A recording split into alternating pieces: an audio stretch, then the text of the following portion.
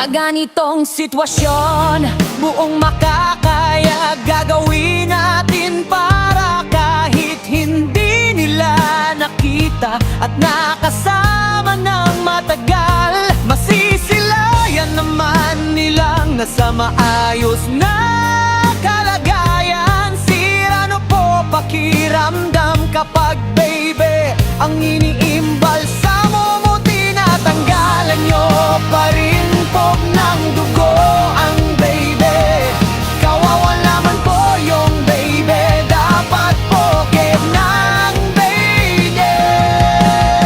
Nililibing po kagad, Di na ininbalsamo, kawawa aman. Hindi na apat iyan iimbalsamo ang ganyang may mga edad na bata o sanggol. Ripsa na una pang nabuhay. kaysa madiskubre ang bago sa mundo, magkikita na kayo ni Lapo, Lapo at Rizal. Mga tropa mo, rest in peace po Lolo Enrile. Thank you for all that you've done in our country. Thank you former president for serving Philippine country. Rest in Yung peace. smolder lodge in destiny. Pansahog sa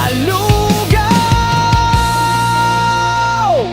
Idol, gusto ko sana malaman kung ikaw nag-imbalsamo kay San Juan Ponce Enrile. Parang nung nakaraan may nag-post na patay na siya, tas nagkatotoo ngayon kondolan. Dapat pinahirapan muna siya ng mahabang panahon bago pumanaw. Wala talagang permanente sa mundo, kahit gaano ka pa kayaman. Kaya habang buhay pa tayo, maglingkod na tayo sa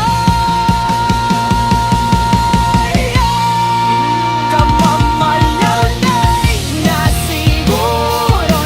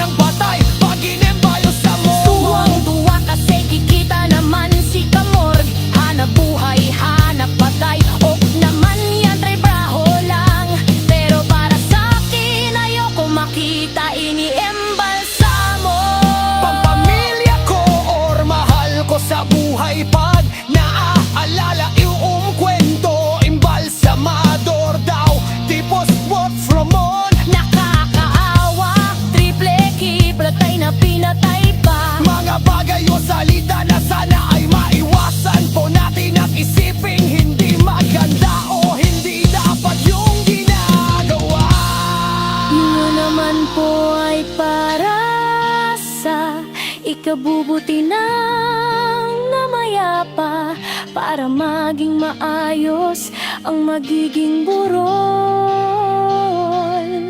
Huwag sanang gawing negatibo ang pag-upload ng video na ito.